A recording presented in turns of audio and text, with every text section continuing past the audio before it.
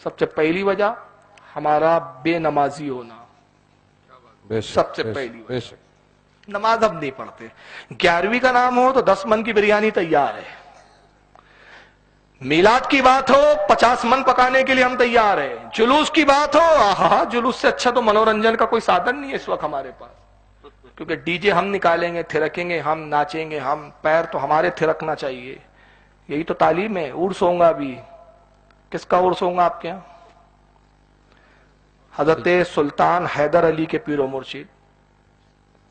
کیا یہ لوگوں نے، یہ بزرگوں نے یہی تعلیم دی ہے کہ میرے عرس کے نام پہ ڈھول بجاؤ، ناچو، تھرکو، ڈی جے بجاؤ؟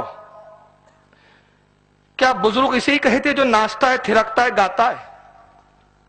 قرآن تو کہتا ہے میرا ولی وہ ہوتا ہے جو صاحب تقوی ہوتا ہے۔ بے شک بے شک سبحان ان اولیاءہ الا المتقون، اللہ کے ولی نہیں مگر وہ جو صاحب تقوی ہے، جنہوں نے تقوی اختیار کیا۔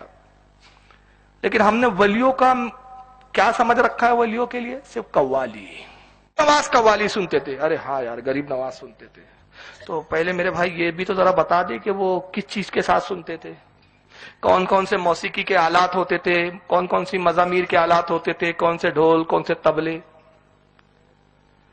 حضرت فخر الدین چشتی رحمت اللہ علیہ جو حضرت خواجہ نظام الدین اولیاء کے خلیفہ اور شاگرد ہے، جب نظام الدین اولیاء کے زمانے میں تہمت لگائی گئی کہ یہ مزامیر، ڈھول، باجے، سارنگی، موسیقی کے ساتھ قوالی سنتے، تو نظام الدین اولیاء اس وقت ضعیف تھے، بوڑھے تھے، ان کی ملفوظات الفوائد الفوائد اٹھا کے دیکھیے، فارسی میں آج بھی ملتی ہے، اردو ترجمہ آ چکا ہے، اس میں صاف فرمایا مزامیر حرام است، ڈھول باجے سارنگی یہ حرام ہے، حرام ہے، حرام ہے۔ اور اپنے مرید فخر الدین چشتی سے کہا فخر الدین سما کے خلاف کتاب لکھ، میں دستخط کرتا ہوں۔ انہوں نے کتاب لکھی، دستخط کی نظام الدین نے، اور اس میں کیا لکھا ہے حضرت نظام الدین اولیاء نے اپنی دستخط میں؟ لوگوں ڈھول باجوں کے ساتھ قوالی ہمارے نزدیک زنا کی طرح حرام ہے۔ اللہ اکبر اللہ۔ سلسلہ چشتیہ کو بدنام کرتے ہو یار، جاہل لوگ جو پڑھتے نہیں لکھتے نہیں، وہ بابا بنے بیٹھے آج، وہ پیر مغاں ہیں، 10 انگوٹھیاں لگی ہے، پیر صاحب ہے، طریقت ہے۔ اچھا ابھی تیرے سے نماز پڑھنا نہیں ہوتا، طریقت پہ چلا گیا تو، اوپر کی سیڑھی چڑھ گیا، پہلی تو سیڑھی چڑھ،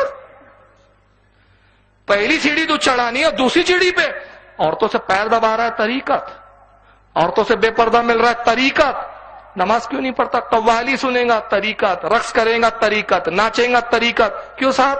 طریقت ہے، طریقت اونچی ہے، شریعت چھوٹی ہے۔ ابے جب تو چھوٹی پہ فائز نہیں تو بڑی پہ کہاں چلا گیا؟ سلسلہ چشتیہ کو بدنام کرتے یہ لوگ۔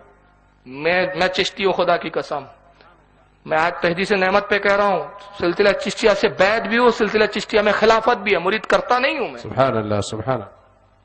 لیکن مجھے معلوم ہے، میں نے پڑھا ہے، نظام الدین اولیاء کی کتابوں کو میں نے پڑھا ہے، دلیل العارفین خواجہ غریب نواز کی کتاب کو میں نے پڑھا ہے، انیس العارفین حضرت خواجہ عثمان ہارونی کی کتاب کو میں نے پڑھا ہے، اسرار الاولیاء بابا فرید کی کتابوں کو میں نے پڑھا ہے، یہ کتابیں میرے پاس موجود ہے، کتاب کھولو اور دیکھو چشتیہ سلسلہ کے بزرگوں نے کیا لکھا ہے۔ خدا کے واسطے ان کو بدنام مت کرو، بدنام کرتے ہیں ان کو۔ قوالی سنا ہے، اچھا قوالی سنا ہے، نماز بھی تو پڑھی ہے انہوں نے، وہ کون پڑھیں گا؟ وہ تم نہیں پڑھو گے۔ مزہ مستی چاہیے، منورنجن چاہیے، نماز ہم سے نہیں ہوتی۔ طریقت کیا؟ ناچنا طریقت ہے، لڑکیوں کے بیچ جھومنا طریقت ہے۔ اچھا جب یہی طریقت ہے تو آپ اتنے بڑے پیر نہیں، آپ سے بڑا پیر سلمان خان ہے اور عامر خان ہے، وہ بہت بڑے طریقت پہ فائز، اس کا دن رات یہی کام ہے، پھر تو آپ اس سے جا کے مرید ہو جائیے، اس میں کیا سرخات کے پر لگے اس سے مرید ہو رہے ہو آپ؟ ایک بات بتاؤ یار ذرا ایمانداری سے، درد کے ساتھ میں بات کر رہا ہوں، ایک ڈی جے کا سندل نکلتا ہے آپ کے یہاں، ڈھول باجوں سے سندل نکلتا ہے، پورے ہندوستان کا یہ حال ہے، مجھے یہاں کا نہیں پتا لیکن میں پورے ہندوستان کی بات کر رہا ہوں۔ ایک مجھے خدا کی قسم میں چیلنج سے بول رہا ہوں، مجھے ایک ایسا وہابی بتاؤ جو آپ کے سندل کو دیکھ کے سنی بناؤ، دکھاؤ مجھے۔ میں ہوں کل تک یہاں، کل بھی میرا جلسہ قریب میں رکا ہوں، مجھے کل ملانا اس کسی وہابی سے، میں رکوں گا صبح تک، اگر آپ بولے اور مجھے کسی ایسے وہابی سے ملاؤ جو وہابی تھا اور اس نے کہا کہ بھائی یہ سندل دیکھ کے میرے دل کے دریچے کھل گئے، میں سنی ہو گیا۔